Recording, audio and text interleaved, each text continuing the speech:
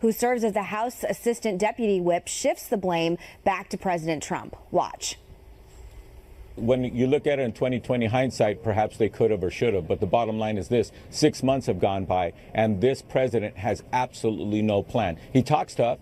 He said that missile test was not going to take place. It did, in fact, take place. They finally admitted that it was a two-stage missile, and it has intercontinental capability. Now what do we do? So, I want to start with you, just going off of that. So the past 3 presidents have tried to settle this with North Korea. Each of them have failed. I think it's completely disingenuous to blame President Trump for this. It has been an escalation that seems to keep rising and rising. I think it scares every American knowing that they now have the capacity to reach the United States, specifically Alaska. What do you think of the blame being placed on President Trump? Well, it would be unfair, because I think what you said is accurate, that over the past administrations, Republican and Democrat, what we've seen is efforts to try to rein him in, even to make deals with him. And then he doesn't honor the deals. It's the North Koreans. The difference with President Trump is that when he was campaigning, he said, no more exercises. If they do anything like that, it will stop. We will clamp down on them. Well, obviously, they're still doing exercises. So if that's the complaint against President Trump, that's legit. But that's all politics, Megan. The bigger issue here is, what are his options? What's on the table that can stop this man really from not only threatening us, which is obviously something of great concern, but also destabilizing that entire region, because we have troops stationed, I think it's 28,000 troops stationed right there in South Korea. South Korea is a major ally and an economic engine for the entire region. Then you have the threat to Japan. So the failure, if there's a failure on the part of President Trump, was saying, oh, I believe the Chinese can handle this and I've got the Chinese working with me, didn't happen. He said that this morning. Well, but he had to give it a try. I mean, he said that. I mean, that was the best route. And all during the campaign, when he talked about starting a trade war with China, I always interpreted that as a stepping stone to this whole idea of what was going on with Korea. I never thought that had to be an actual trade war. But, you know, when they say that he has no plan, how do you know he has no plan? The critics on CNN, when they were saying that, I mean, he obviously has people out there executing it. I think that we've gotten to a very scary place. Well, he has no plan that he's executed in the 6 months. I don't think that's true at all. I don't think that's true at all. He's out there. They're doing coordinated exercises. They're sending people over. He tried China first. I think he has a very methodical plan, and we're seeing it played out. If that's the case, the plan hasn't had any effect. So what we're seeing from North Korea is more antagonistic. They have never been able to say that they had an intercontinental ballistic missile that, although this one went straight up in the air and then 570 miles, I think, but if you stretch it out, it could reach Alaska. That's a threat to us. No kidding, it's a threat to us. Well, but because the previous administrations, their approach was peaceful denuclearization. And now you're seeing in the Wall Street Journal editorial today, they are calling for regime change. This is a very different posture. Sure, try the sanctions, which, by the way, China has failed to enforce, continuing business transactions, whether it's importing coal from North Korea, exporting oil to North Korea, allowing for financial transactions. You can crack down on secondary transactions of any business or entity doing business with North Korea. You could do that. But the Journal points out that we need deterrence, bigger missile defense systems, and an anti-proliferation dragnet like Bush did, where they would intercept ships at sea that were even potentially carrying fissile material, and then push countries, South Korea and China, to get on board with us. But there's a reason why. There's a reason. You mentioned this one. There's a reason why every president in recent history, starting with George H.W. Bush, they have put their options on the table, and they realize we have got to go the diplomatic option, because no one wants to have a second war with Korea, right? No one wants to go down that path. You think about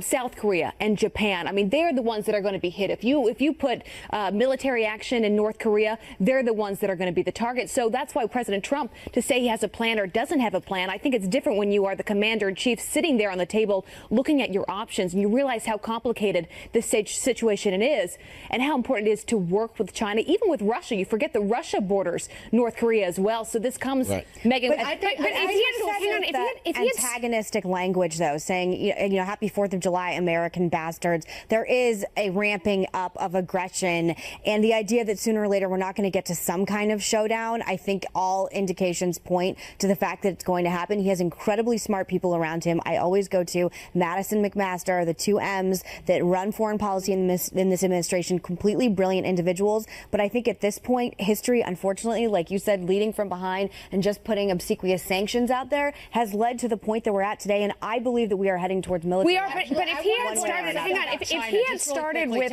point, which China, by the way, has done more than they've done with the past presidents, because they know they're dealing with a different leader, President Trump. But it's not no, it's not enough, and they've got to strangle North Korea when it comes to the economy. But what they have done is stopped coal exports, because anything you buy from North Korea it doesn't seem to have made a difference. Their trade with North Korea has grown tenfold in 15 years, and President Trump's tweet was spot on. It was accurate. The trade with North Korea out of China up 37% in the first quarter of this year. But in terms of China, we need to make a decision today.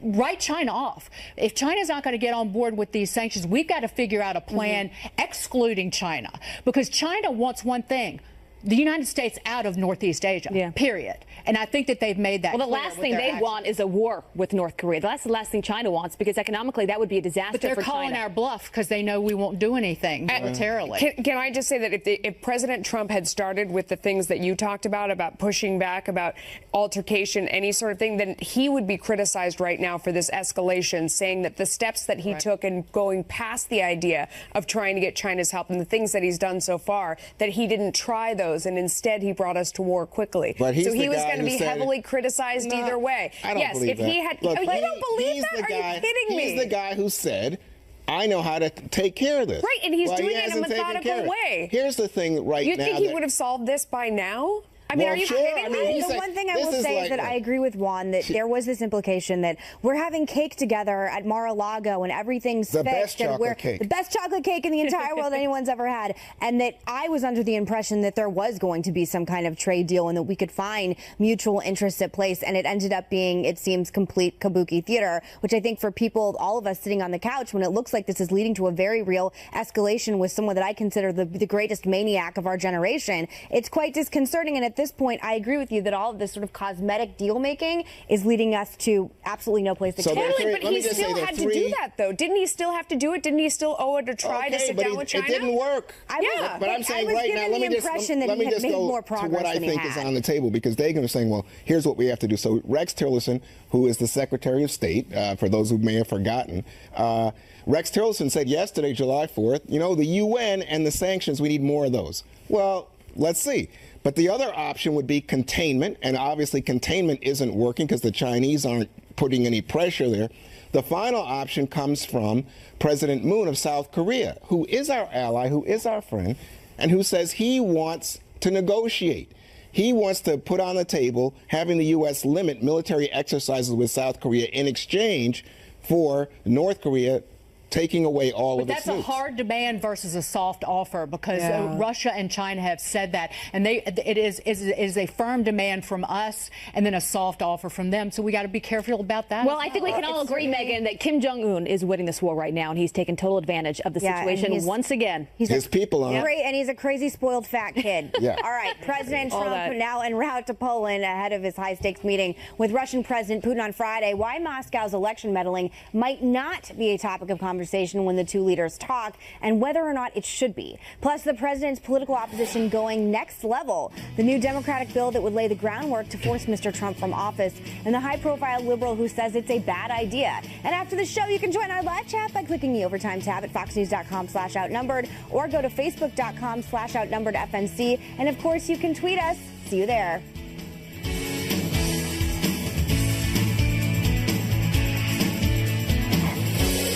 News alert. President Trump now heading to Poland for his second overseas trip.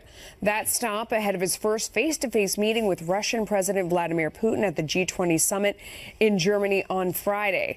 Several hot-button issues could come up during those talks, including Syria, Ukraine, and North Korea. But as for Russia's election hacking, one senior White House official reportedly calls that a loser of a topic. Some lawmakers, however, are urging the president to address what's likely to be the elephant in the room.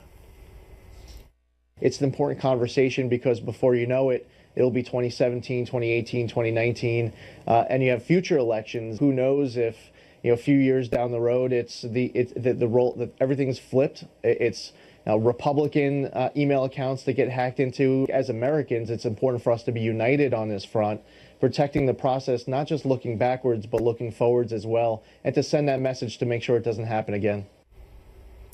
So clearly that's true. Megan, I'll start with you. The only thing is, though, I don't know how you advance that conversation because he denies it happened. Vladimir Putin denies it happened. So how does that conversation go anywhere? I don't know if that's great advice to say, oh, let's bring up the elephant in the room. I actually maybe would advise to stay as far away from that as possible. I still believe the optics on this are going to be very important. I got into a little bit of a heated debate. I believe you were on the couch to Abby with Charles Payne last week. I do think if they look to, I think optics are important in politics. Juan, you may disagree with me. And I think that if they stand together and they look to chummy, it could end up completely backfiring. What's interesting is the White House is really tempering down expectations on this, saying, just their language coming out of this is not going to be a big deal. This is just a normal meeting. And it's not. These are two of the, I think, the most famous men in the world right now. And they have a very complicated history. And I believe President Trump is still under investigation for possible ties during the election. And I think it's going to be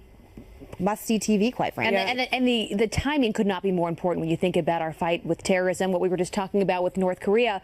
And Megan, I think you're spot on. I think the optics are more important now than ever because you look at how the media handles anything that President Trump does. I mean, think about his first foreign trip. I mean, I read more headlines about the fact that he wasn't holding his wife's hand than I did about the actual substance of that trip. One thing about Trump, President Trump, is he's the most unpredictable president that we've ever had. So even if they say, what they have planned to talk about in that meeting, who knows? Because he gets in there and he talks about whatever he wants to talk about. But Juan, to Megan's point too, the concern is what will the media focus on? Because that's ultimately what the American people will get out of this. Are they going to get substance or are they going to get the optics? The fact that they shook hands, that maybe they smiled together, that they're best friends, which may not be the truth at the end of the day. Well, obviously, the president has expressed his admiration for Vladimir Putin. And so I think in this moment, when you have the U.S. Congress reinforcing the ideas that sanctions are not going to be removed, we're going to put a limit on what President Trump can do in terms of making friends or friendship or peace with the Russians. The question is, what is the substance? So what is this about? Well, what do you think is the number one issue? Should it be Syria? Well, no, I think, look, just to me, speaking here, the day after the 4th of July, you got to speak the idea that you tried to interfere or did interfere, according to the intelligence agencies. Progress on Syria is more important? Are you kidding? Our democracy is number one in my book. Well, we are a beacon to the world. We're not here. We're not standing to influence Syria unless we are here as an American people united. One thing that Vladimir Putin understands is when another bully stands up to him. I would agree. He definitely understands that. So I'm going to once again quote Admiral McRaven, who talks about if you're swimming in the water with sharks, if you ultimately, this is the world in which we live, if you have to take on the sharks, you punch them in the snout. And that's what other bullies respond to. So I don't think it would be interesting if the issue of the Russian hacking is broached at this meeting, in addition to Syria, in addition to Ukraine, in addition to North Korea, and the fact that Russia and China have not, have not gotten on board with greater, deeper sanctions on North Korea. There are a whole host of issues. And by the way, one thing I am certain about is there is going to be a surge in demand for body language interpreters. Oh, yeah.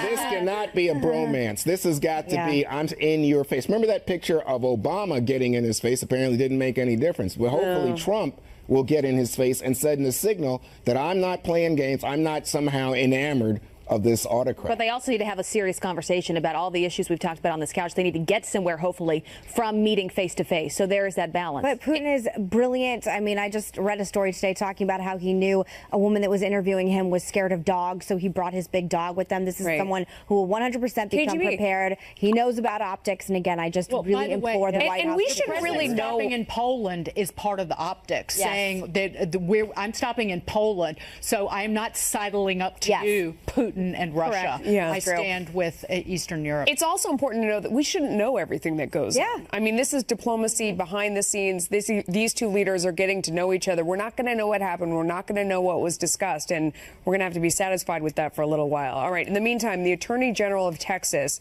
may force President Trump's hand on immigration, the new legal threat, how the president should respond, and what it could mean for the GOP heading into the 2016 midterms. Plus, Chief White House strategist Steve Bannon breaking ranks with his party on tax reform, why he's now saying the very rich should pay more, and what it could mean for the economy and middle-class Americans.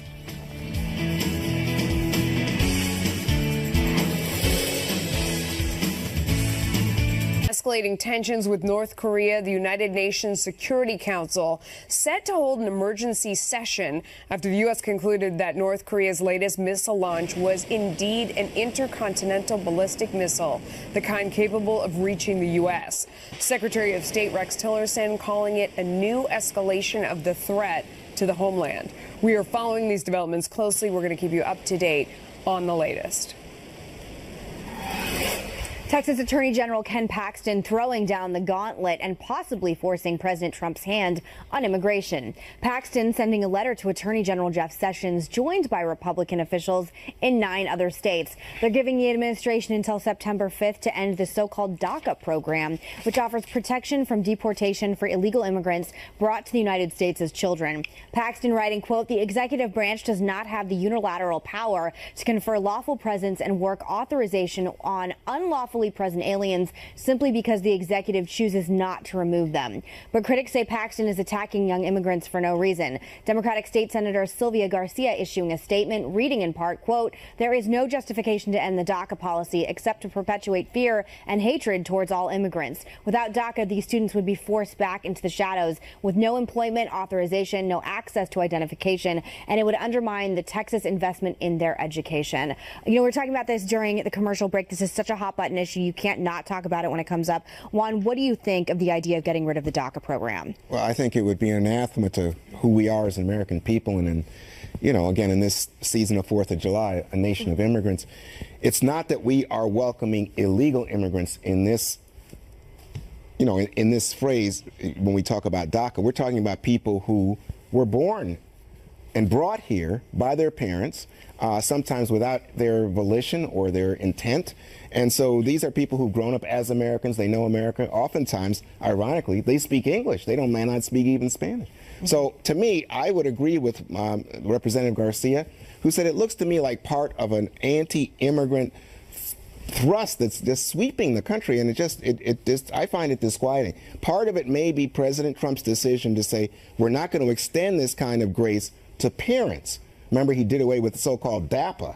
Now it comes to DACA, but I think the state attorney generals are playing politics. Well, also, it really divides the Republican Party. We were talking about this in the commercial break, Megan, and Dagan, you said this too, but the administration is combined because you have a lot of even Republicans that when they think about the children and DACA, it's really an emotional and real thing for so many people and for so many families, and that's where you can get this divide within the party, and I'm not sure that's healthy for the party to go through right now either. I think it's confusing too, Dagan, because I was under the impression that President Trump, he himself said he wasn't going to go after dreamers, that he was going to focus more on, you know, gang members, people who had continually broken the law, gone to sanctuary cities. So I'm a little confused why we would specifically put the focus here. Well, the Trump administration has continued to honor the DACA program for younger people. They've issued new permits. They've continued to do that. But they also, at the same time, have gone after people who lost their DACA status, at least some of them, and tried to arrest some of those individuals. There have been reports. Remember, there was a front page story in the USA Today about that. It was someone who left the country and came back in. But the issue is the program for parents, and that's the legal hole that Ken Paxton sees in these other states, because, see, that was never put into place. That was President Obama's idea to keep those parents here. That was never put into place and was held up. And it is an issue in many of these border states with children, because the public school systems are required under law, under an early 80s decision from the Supreme Court, to educate all illegal immigrant children in this country, rightfully or wrongly, but it is a huge financial burden on these communities. Because they don't speak English. English, and they have to reteach them English. Yes, it's that, and it's just the influx of these individuals that we saw when President Obama was in office. I agree with Juan in the sense that I do think that this is politics and it's a political trap, because we have heard President Trump say again and again that he's going to continue this program, that he doesn't want kids who are brought here against their will. For somebody to be pushing him in the other direction is trying to force him into territory that causes trouble, makes him uncomfortable. It's a trap. It's a trap. All right, let's move on. Chief White House strategist Steve Bannon stirring the pot, touting a tax hike on America's richest, a move that might not go over so well with the Republican base. A member of the Trump administration telling Fox News that Bannon wants the top tax bracket to have a, quote, 4 in front of it to help the middle class. The top bracket currently stands at 39.6%. And though conservatives might not like the sound of that, it could play to the same populist appeal that helped get President Trump elected in the first place. Melissa Francis, I'm a little dumbfounded. No, I mean, you need to look beneath this. This is very clever. Explain it, Melissa. I will. Because the wealthiest in our society and the most powerful have become Democrats. I mean, if you look around at the CEOs on Wall Street, that the country has flipped. I mean, the richest people are liberals, and then you have people at the bottom of the spectrum who are dependent on the government, who vote Democratic. The middle, the working people, are all Republicans. I think this is a very clever, probably negotiating ploy, probably stick it to you from the administration, saying, guess what? We're going to raise taxes on the richest because they always say that Republicans are trying to give tax breaks to the fat cats, to their friends or whatever. The fat cats aren't the friends of the Republicans any longer. They're all voting Democrat. They all gave to Hillary Clinton. He's sticking it to those. So what does this do for 2018, right? I don't think it'll really happen anyway. Ideologically, we're giving into, and I'll call out the Republican senators. I brought this up on Monday. The Republican senators who are saying keep the investment tax increase on investment income that's in Obamacare. Bob Corker, Marco Rubio, Senator Rounds are all saying, well, we get behind keeping that tax increase in place. Ideologically, it is so unsound, and you're basically giving the Democrats. Because the last thing you want is to have a divided Republican Party going into 2018, and they have enough battles they're fighting as it is. I mean, look at health care. They cannot come together on that. So if you talk about raising taxes for the rich, I feel like, Megan, that could really create some problems. It's the same with the Democrats. I just think covering this is so frustrating because I'm never exactly sure who's in charge in the White House and how much power Steve Bannon has. He listens to Steve Bannon, though, doesn't he? But Steve Mnuchin came out with this one-page tax proposal promising the biggest tax cuts in history for every single American. And President Trump ran on, not extending these tax cuts everywhere. So I just am a little confused, as always, at who has President Trump's ear at what time and what policy is going to go forth afterwards. Because what if Steve Bannon has it this morning and then Ivanka Trump has it this evening? This story could change by 5 o'clock this evening, which is why I find covering this administration so frustrating. And I also find it the fact, I mean, we need to reiterate that the top 1% pays a greater percentage of taxes than the bottom 90%. And they're half of Americans pay no net federal income tax. Half of this country pays not a dime to pay our people who are defending this country, our people in uniform. If you don't pay any federal income tax, I'm not talking about the payroll tax. I'm talking about if you don't pay any net federal income tax, you are not paying for our defense. Well, guess who's benefiting from all the growth on Wall Street? It's that 1%. It's not the working they all voted class, for Hillary. and certainly not the poor. And they all voted for Hillary. I don't know if they all voted for Hillary, but I think if you look at the Trump administration, one of the big complaints about drain the swamp. Everybody out there knows I'm right. They're all Democrats. No, they are all. Yes. And that's why Goldman Sachs is in the cabinet room. Yes. I wonder Sheldon about that. Adelson didn't vote for Hillary, and he's a billionaire. There are billionaires out there who are not all Democrats. Goldman Sachs gave their money to Hillary Clinton. The banks on Wall Street supported Hillary Clinton overwhelmingly. This is very similar. First of all, I don't think this is real. I think it's a negotiating ploy. And I think it's very similar to when they said they were going to get rid of the deduction for state and local taxes. Because who does that hurt? It hurts the big Democratic cities that are run by these mayors who overspend, and people continue to pay taxes in those cities because they can deduct it from their federal income tax. Wow. So the federal taxpayers are supporting these Democratic liberal cities that overpay. This is all about tweaking Democrats. Let me just say what I think is very real is that this is the start of negotiations over tax reform. Yes, it is. So You're what right. we have Then that's some good news, because a lot of people are ready for tax reform. So what you have is Steve Bannon pushing one angle. You have Gary Cohn, the Economic Council inside the White House, similarly pushing against sanctions and the like and like. And this is a move that I think will signal to the Senate, as you begin to talk about tax reform, it doesn't have to be locked into, oh, Trump and the Republicans are benefiting the rich. No, here it is saying we're all about the working man. But they're gonna go full Bernie Sanders in the meantime. It's so confusing to cover this. I'm sorry, but this is rhetoric straight out of Elizabeth Warren. If you're advocating for a tax increase and you are currently called a Republican or conservative, I've got a few other choice names y'all might ought to be called. Okay. Amen. Which I will not share with you. Nearly 24 House Democrats are lining up behind a bill that could force President Trump out of office one day. Why one fellow Dem, a high-profile liberal, is warning them that would be a bad move for the party and the country.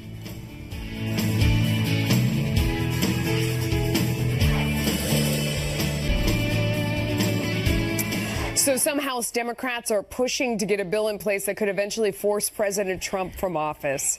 It was first introduced back in April, but it's been gaining steam over the past week after the president's tweet storms got more ferocious. Nearly 24 House Democrats are lining up in support of the bill.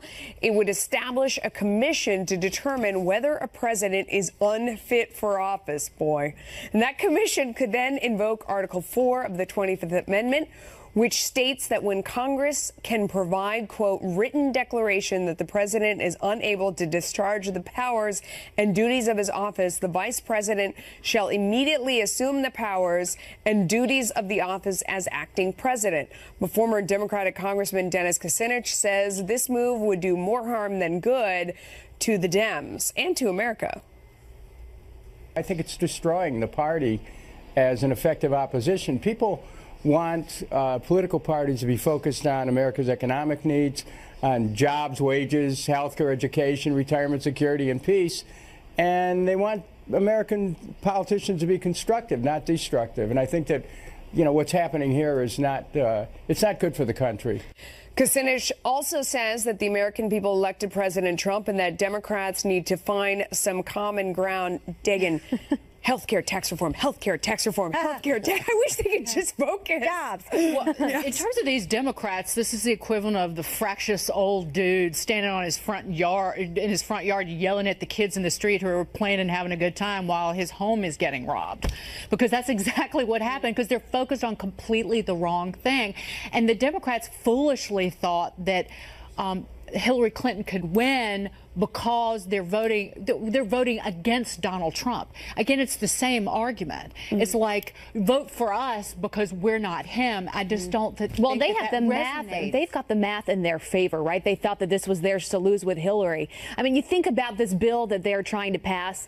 There are more Democrats that are on board with this than that signed on for the Kate Steinle law and the sanctuary cities, just to put that in perspective for you. But you also think about where our Democrats won right now. I mean, this is the fourth election they've lost when you look at the most recent race in Georgia. What is their platform? I mean, is this what their focus is? Because that does not bring people, at least as far as I know with elections, that doesn't bring people to the polls. What brings people to the polls are ideas, a real agenda talking about where they stand on health care, on immigration, on the economy, most importantly on foreign policy. This seems to be what their focus continues to be. Well, I don't think it's a bad idea in the sense that the liberal base is outraged at Trump and to some extent unified in their opposition to Trump. And of course, Trump had his kind of, I think, extremely offensive tweets about Micah Brzezinski on MSNBC, and then this thing over the holiday of body slamming CNN. Which was hilarious. So people have to think, well, is this presidential or is this beneath the office? Or why is he doing these things? But they're pulling the mentally ill card. Well, I think that there are people who ask that question, but in response... Do you think that he's mentally ill? I don't know. I just think I've never seen as impetuous and erratic a president as this. I want a bill when the Iran deal started saying that anyone who was involved in that was mentally ill, because I think that's a hell of a lot more dangerous than anything Trump has done while he's been in office. You know, Dennis Kucinich, I actually interviewed him a few years ago in his office when he was still in Congress, and I was totally going into that meeting thinking, this guy's totally extreme, I'm probably not going to have anything in common. And then I was actually impressed with him, thinking that he actually understood the Democratic Party. And you see from that clip right there, he gets it. He says people care about jobs. They want a constructive message. They don't want a deconstructive message. The problem is he's not in office right now, and the people that they're listening to are quite radical, quite extreme, and are calling for President Trump to be impeached when he hasn't done anything yet. Well, but you look at the issue, though, there is no place for a Dennis Kucinich in the Democratic Party. Somebody who is issue-oriented, who stands up for his constituents, who is reasonable and rational. Instead, these people are sitting around in like a voodoo circle getting upset about Donald Trump tweeting, and it's just... And that's why they haven't won an election. Hold on. I don't think you've seen the Democratic leadership sign on to this, but this is a reflection of grassroots left-wing antagonism to President Trump. That's just real. You can see it in the polls. But I will say this about the party. If you look at Tim Ryan, the congressman from Ohio who was running to replace Nancy Pelosi, you look at the candidates that they are recruiting right now in anticipation of a big 2018, they're pretty much middle-of-the-road people. So you may be happy with but the Tim new Ryan, face the problem with Tim Ryan is Nancy Pelosi did everything short of running him over with her car, so he couldn't end up being in any leadership position because he is a rational, middle-of-the-road, blue dog Democrat that would appeal to a lot of conservatives. So while Nancy's still in line, it's not going to happen. There you go. All right, meantime, a CNN host now blaming President Trump for America's increasing distrust of the main...